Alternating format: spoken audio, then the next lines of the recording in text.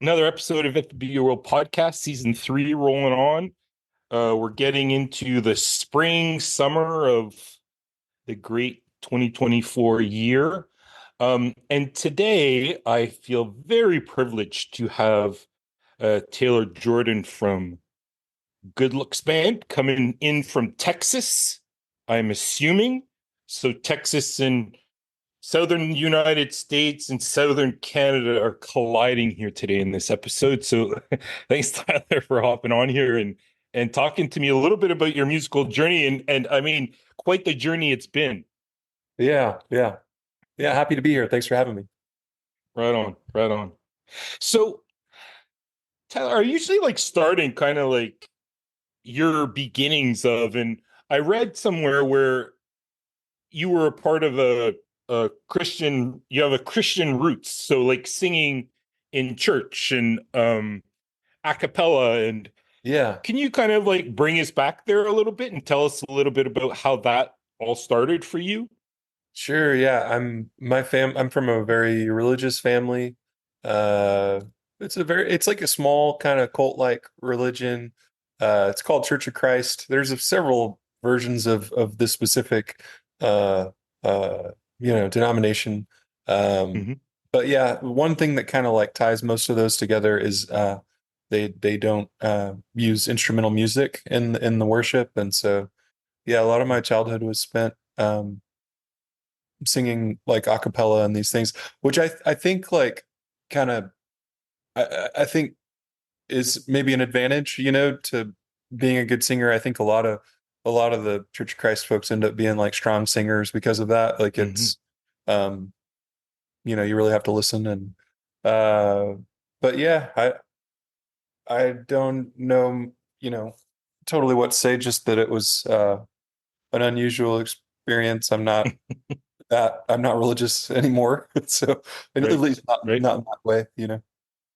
Do you find that that upbringing and using your voice got you hooked into music? Like, were you always a music fan from that very those early memories that you have? Yeah, I think I was definitely musical as a kid. And I think there's some like family like kind of talent there, and so I've always been kind of drawn to it. Sorry, my dog's over there in the corner just Nice. licking his paw. But yeah, I've always been musical. I've got like a grandmother that's very musically talented. I grew up playing piano, and so I've always been drawn to it. And those were the things in religion that I liked the most, like I thought Hmm. that was the coolest thing. And the moments where I felt like actually close to God, I think looking back at it, were all just, related to um, love of music. And Hmm. I think there is something in like music that's like tied to the meaning of the universe kind of stuff. Like I think it's like there can be like some spiritual connection there. So I think religion a lot of Absolutely. times sort of uses that as a tool to like I don't know, win people over, or it just depends on what their motives are. Absolutely. Absolutely. And I think it rings true what you're saying, that it even music is just this like universal, and it's hard to describe sometimes the feelings that it generates in you. Mhm. Which brings me to this question is, how old were you when you first started penning your first tunes? Like, Yeah, and what brought you to that where you had to kind of start getting this music out of you and into others? sure. I think I was probably 15 or so when I picked up a guitar. And yeah, it really started with that. I think guitar made sense to my brain in a writing way. Like I played piano growing up, but I never really Mm-hmm. wrote on piano. So really it was just picking up a guitar. And I mean, I was really obsessed with rock music by that time. I grew up, I was like 13 in the year 2000, so I was right at the right age for Napster and downloading Right. music and that kind of thing. So um it definitely started in that time period. I don't know. I've just always been drawn to writing songs. I mean, within 2 weeks Mhm. picking up the guitar, it just happened. I think I had a hard childhood in a lot of ways. I think there's there's a lot of trauma there, and I think music was always the escape, right? Like music was always the lifeline out of that. And so, Right. um, just as soon as it was like the guitar just like kind of made everything fall into place. That's cool. And what was your process back then, and how has it evolved over time of how you go about writing your songs from, a simple idea to, putting it down on tape? Yeah, I think that my process has been really similar for a long time. I Mm, think I always kind of like write the guitar parts first. Um, uh, Typically like yeah, come up with some kind of like guitar chord progression, some kind of thing, just noodling around, and then um, put lyrics over the top of that. I mean, I think that the writing's gotten more sophisticated over time, obviously, like a lot of hours mhm, spent alone and figuring out how to sing and like mm, because there's a big difference between singing in church and singing as a lead vocalist because church is all about blending in and being a lead vocalist you try to have more character in your voice and so they're very different. mhm. I think one sets you up to be good at the other just in the sense of like pitches and that kind of thing but Right. um yeah, I don't know. Mm. It's pretty Not interesting though that it seems to like um be inspired and informed, but then also having to imagine it. And you said something really interesting. I'd like to just kind of like you have to find your voice Mhm. for singing as a lead in a band. Can you That's right. can you talk about that a little bit more? Like what was that like trying to find the sound that you wanted to deliver to people, and I guess not only vocal, but you were doing it with your guitar at the same time. Like how did you Sure. come Yeah. to find that sound, not only your own voice, but also the sound that you wanted to kind of put out in the world? Yeah. Well, it definitely was felt like a struggle for me. I always had like a slightly different voice than I felt like people on the radio or the things that I liked. I was always attracted to kind of yelly vocals, and Mm, I don't think that that's like I think that's like not necessarily a normal singing thing. And so like it took me a long time to figure that out.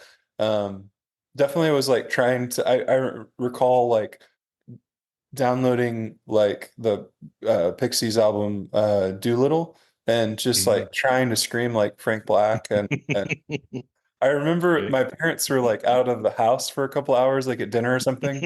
And when they came back, I didn't have a voice because I had been trying to do it. And they were like, "What happened?" I'm like, I don't know. I'm not sure. Just like, uh, You but coming but down with a cold, son? Yeah. yeah, uh, That's but cool. That's but cool. yeah, it took a really long time. And I think like Yeah.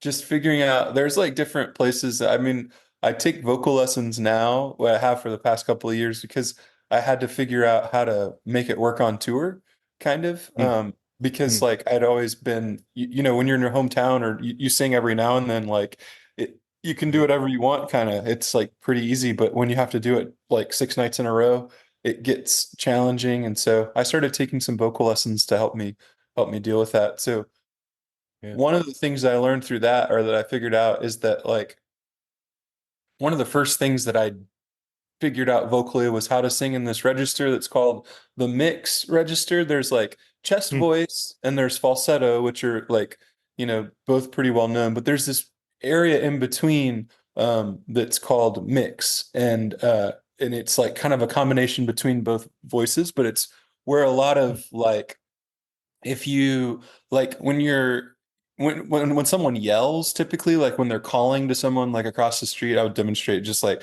you're like hey like that is like an example of mix so it's like Mm. I think that was like one of the first keys to kind of figuring out how to yell and music was just figuring out how to use that although I didn't have the words for it or the tools to really but now like looking back I can kind of tell that's what I was because I used to just be all like chest voice. So everything was very low and I couldn't hit things that I wanted Right, to. So I don't know. right, right. That's kind of boring And music what are, nerd stuff. So sorry. no, I love this. This is really cool. I want to drill down more actually. And like what tips and tricks did you find to be able to have that sustaining voice over, a 6 day period? Like, what were some of your techniques that you figured out that you needed to do for yourself? Yeah, well, there's been a few things, but I'll just give my vocal teacher a shout out. His name's Wolf Carr. Cool. He is on the internet, and you can do lessons. He's based out of Portland, so you can do Hmm. lessons over the computer, and definitely really recommend him. He's one of the most prepared teachers I've had at any instrument, and Cool. can't say enough. Like he's worked with a lot of indie rock singers. I kind of can't remember the whole list, but ones that are coming to mind are the guy from Modest Mouse and some other folks. And so he really, the thing that he added was like just kind of adding vocal warm-ups and strengthening and vocal warm downs. That's been Okay. a huge part of it. Like it really changed what was possible. I didn't realize that a warm up would make that much of a difference, but I kind Hmm. of have this thing that I go through day in, day out, um and then I think the other thing is like you can't sing 100% every night. Like you have to Hmm. dial it back a little bit. You got to do 90, 95, like Right. it's Right. you just can't yell as much as you would normally be able to. So some of it's just kind of like learning the limits of your voice too. So I Hmm. think it's kind of like a combination between those things, but he's definitely given me Yeah. a lot of tricks and um Well, that's cool. it's cool. I'll put a shout out to him in our descriptor for sure, so that Yeah, people he's can really great. find him. That's really cool. And so as you started putting these songs together, I read that you had met your guitarist at a festival Mhm. in the town that you grew up in. Um, but So what? that's Yeah, go close. ahead. Okay. Well, we met in the town that he grew up in. So it's like Okay. uh it's the uh it's the Kerrval Folk Festival actually. And it's just about to happen, and I think in Hmm. a week and a half I'll be out there. It's this like 18-day long folk festival that happens Oh, 2 hours outside of Austin. And it's old-timey, like it's been going on since like 1971 or 2, I think. And it's just kind of real old school, and hmm. it's a great time. I always kind of refer to it as singer-songwriter summer camp.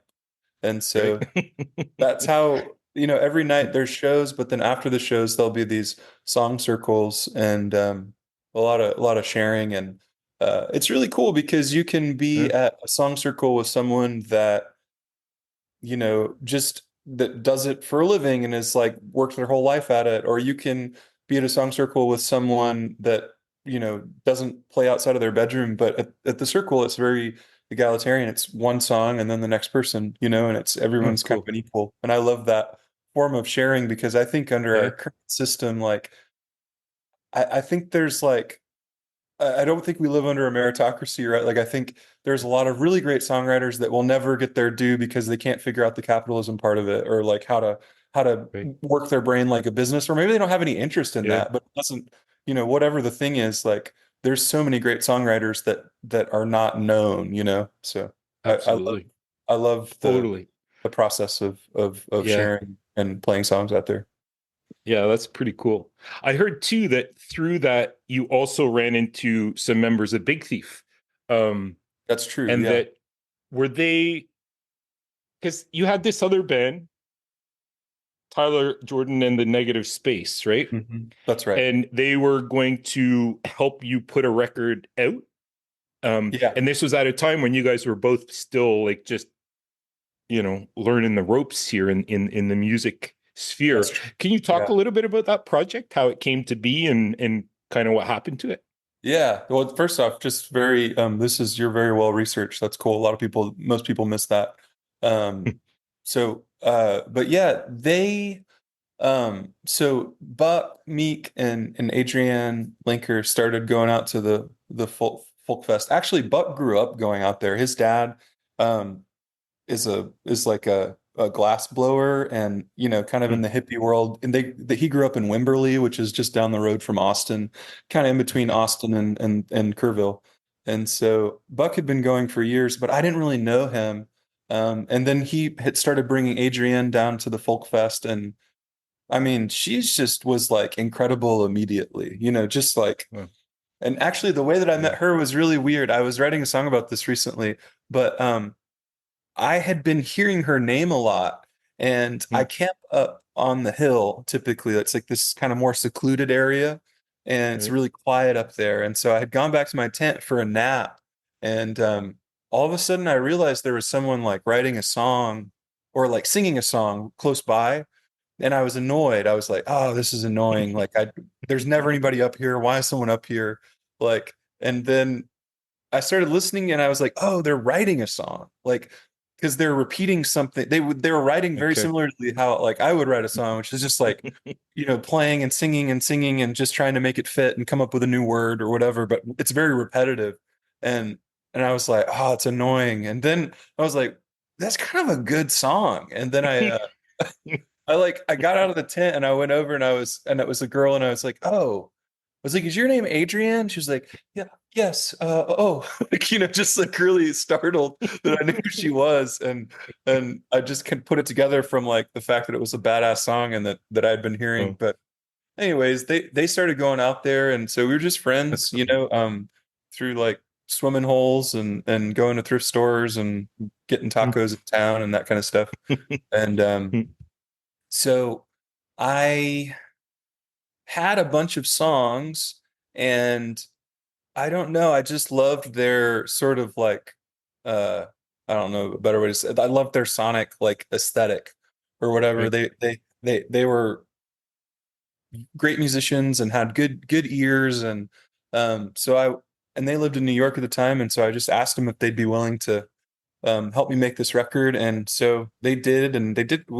I mean, I paid them and to do it, but it was a very good deal, very, very cheap. And it was before that they like blew up. And so Buck kind of handled everything. Like he put the session together, he found the studio. It was mostly just the three of us, but then James, the drummer, played for Big Thief. He played drums on a few of the tracks, Oh. and then he he was also the recording guy. And so yeah, so we made a record. It's about 7 songs. I'm proud of it. I just didn't put it out the right way. I kind of like I Hmm. didn't know what I was doing. I should have shopped it around a little bit more. And Yeah. some Where is it? It's released though. Like if it is, yeah, it's out there. curious listeners want to find that record and Yeah, it's out listen there. to It's on it. Spotify. It's under Tyler Jordan Oh, and the Negative Space, and it's called Everything You Have and Are. And amazing. yeah, it's kind of interesting That's because cool. it's a connection to like this record in a lot of ways because there's a lot of songs on that record that are about my family. And then Hmm. this record has a lot of songs about my mom and there's one about my cousin and so it Right. feels like it kind of ties those two records together a little bit. So if you're interested, it's out there and um Awesome. Well, but I'll find it. through the process of like getting ready to put that record out, that's kind of when I started to put a band together. Okay. And then a few more years later is when Jake joined the band. Um, Okay. and Okay. so that's our guitar player, and that is like I think really the root of this band because the significant thing about Good Looks I think is like my songwriting and his guitar playing. I think that is really the recipe of what is kind of the meat of like what we do and what makes us Yeah. um, how we are. I don't know. Yeah, absolutely. Could you elaborate a bit on that? Like, what is it that he brings that is just like you could never find it, like it's him. Like Well, like what is that thing that he brings to make the band the way it is yeah, now? I've never met anyone, first off, that plays guitar like him, but secondly, that is moves through the world like him. Like we are Hmm.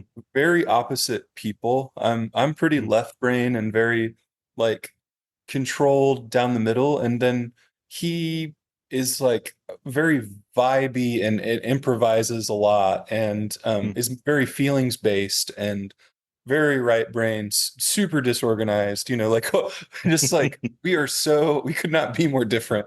And then so I mean, he's one of the greatest improvisers as a rock and roll player that I've ever seen. Like every solo he Wow. plays live, is just wild and different every night. And Fun. it's kind of crazy. Like, Hmm.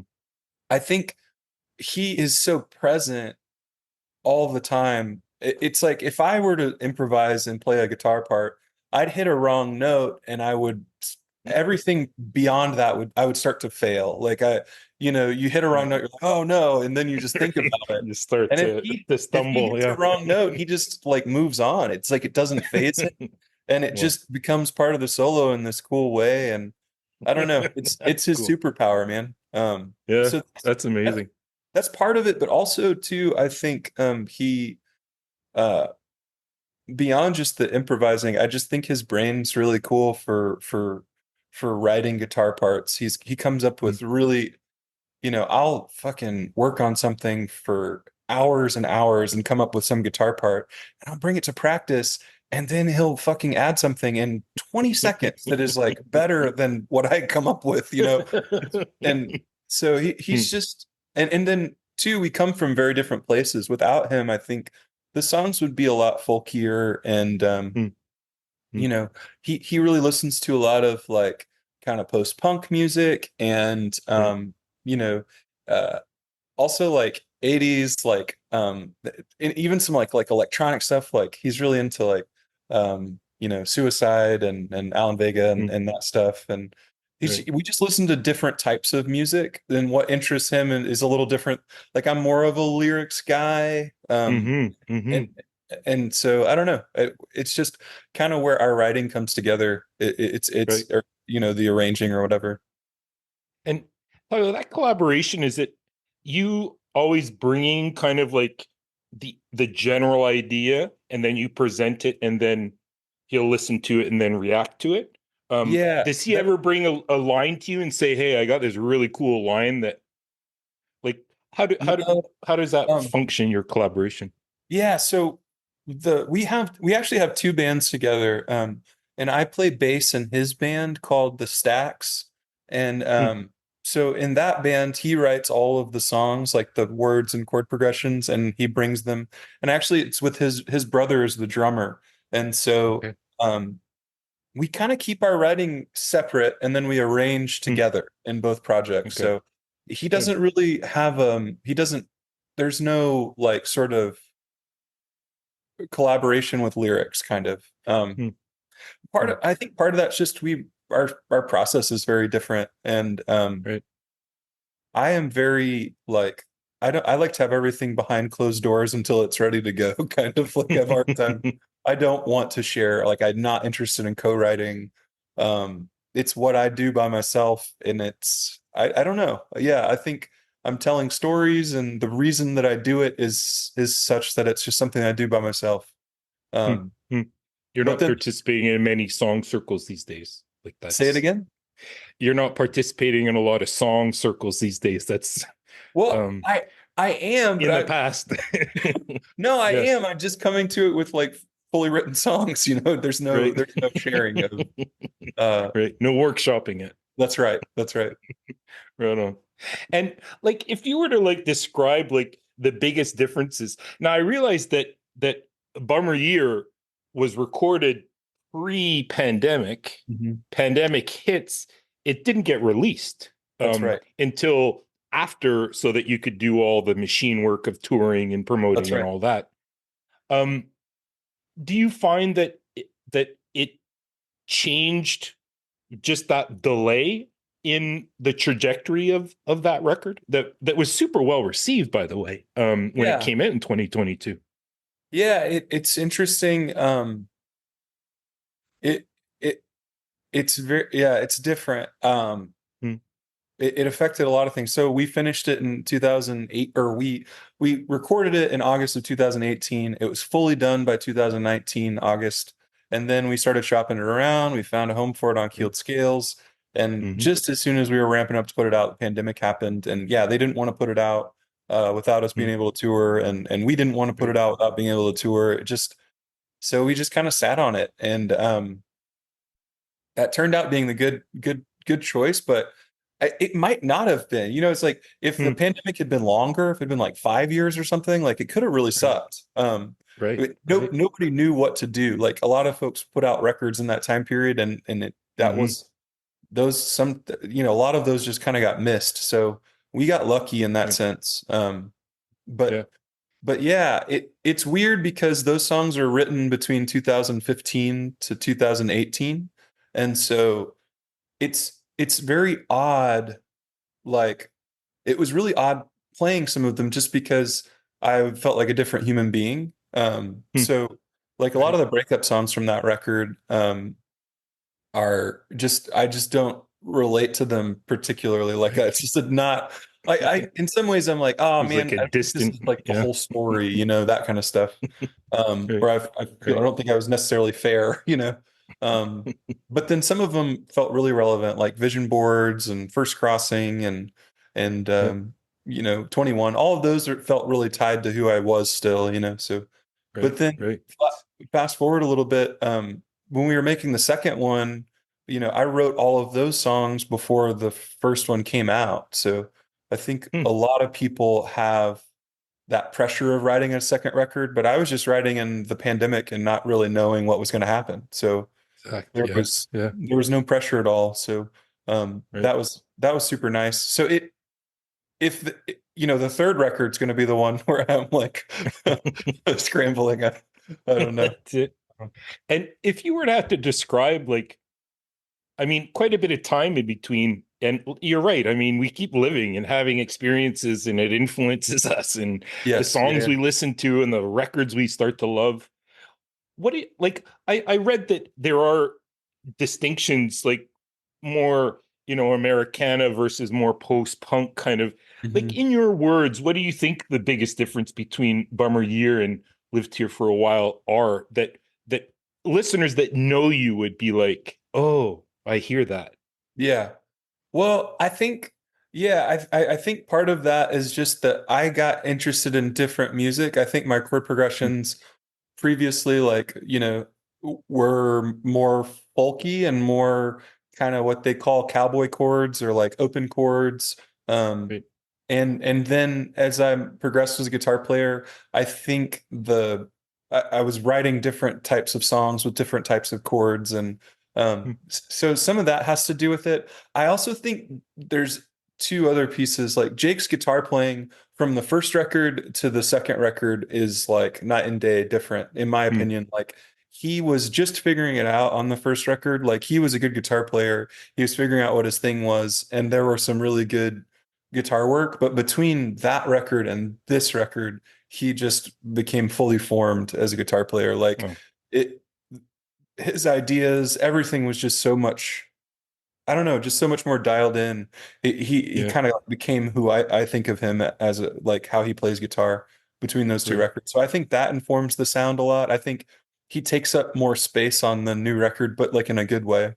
And and then I think the other thing is I think for Bummer Year, I was so depressed while I was writing all of those Mm, songs, mm, just mm, there, I don't know, there's like, I say the word drowning, I think three or four times in the lyrics. And I right. really was like, I was so deep down in depression. I'm just trying to Mm, keep my head above water that I don't, those songs I think are good and they represent a time period, but they are, I think this new record, I think the songs are a little bit more crafted. Like, mm, just for the sake of writing a song or something, I was like sitting there and just going through, and I felt, you'll notice that like in this album before, and maybe this is a bad thing, maybe it's a good thing, I don't know. The songs cover a bunch of different subjects, but like mhm, on this record, like within the same song, it'll talk about different things. But on this record, I think the writing's a lot more focused in the sense that it's like each song is about kind of what it's about, and mm, there's less like personal and political crossover within the same song. And I don't know if that's, like I right. said, I don't know if that's necessarily a good thing, but it's just kind of representative of me like kind of setting out to do what I had accomplished, or setting out to do what I wanted to Right. accomplish, as opposed to like the things just kind of happening. Um, Right. Yeah. I don't know. That's My well brain my said, brain man. changed somewhere along the way. Yeah, well, I mean, I've only heard the two tracks, but I do definitely feel like it, like you're saying, is a coming of age a little bit of as a band.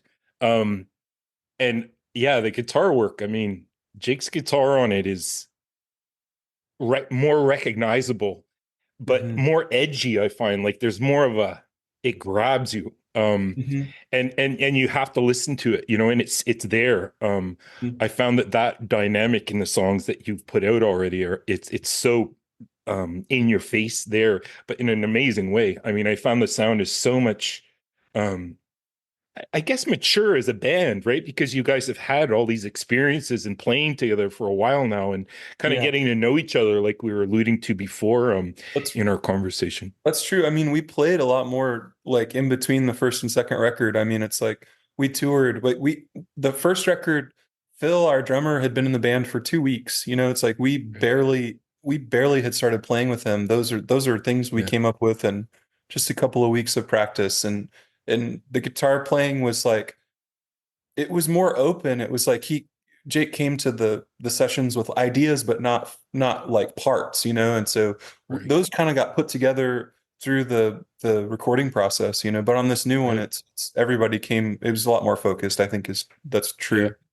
Yeah, Um, absolutely. and No, it's also great. on It's on really fun. Yeah. Self-Destructor too, that guitar part, that's one of my favorite one of Jake's parts on the record. There's like the chorus guitar part of his is so cool because Yeah. we're playing like it's a capoed song, so we're up on the sixth fret capoed, and so it makes it sound higher. And I think like when I hear it, almost sounds like a distorted like REM guitar part, like mandolin part, like how they would Yeah, yeah, yeah, have yeah. this like high chordy thing happening. It kind of has Yeah, that same place in the song, but it's like more indie rock and more distorted or whatever, overdriven or whatever. absolutely. So cool. Well, this has been a real treat. Um, I have one more question for you. Hmm. So the record's coming in beginning of June, right? June 7th. Um, That's what's true. in store for the rest of 2024 for you guys? Where could people catch you? The album's coming out. How does the Yeah. machine gear up for all this? Yeah. So it's we've got a lot of touring planned.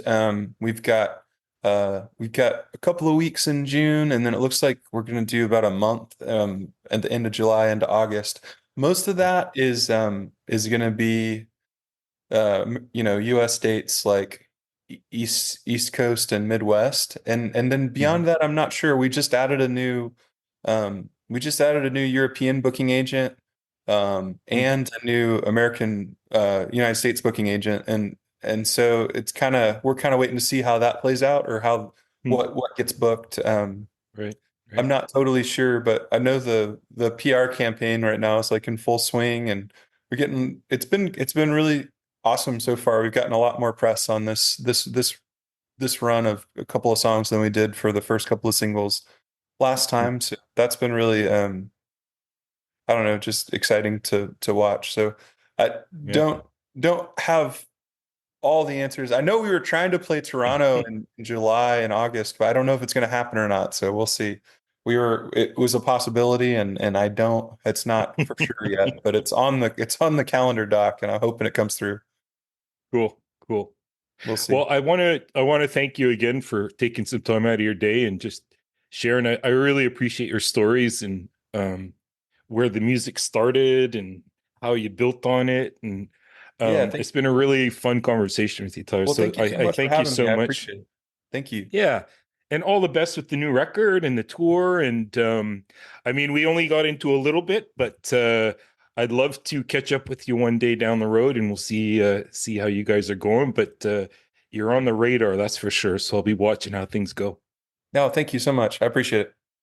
Cheers.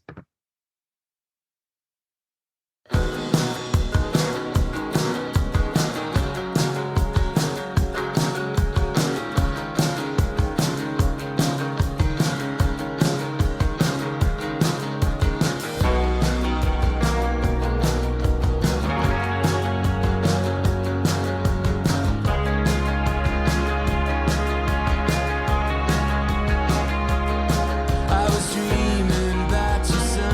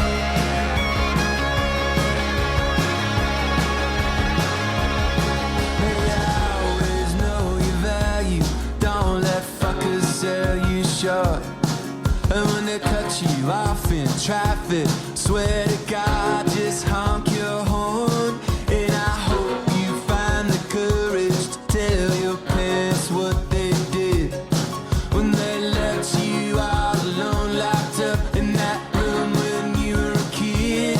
And I think that the next record could really take you to the top.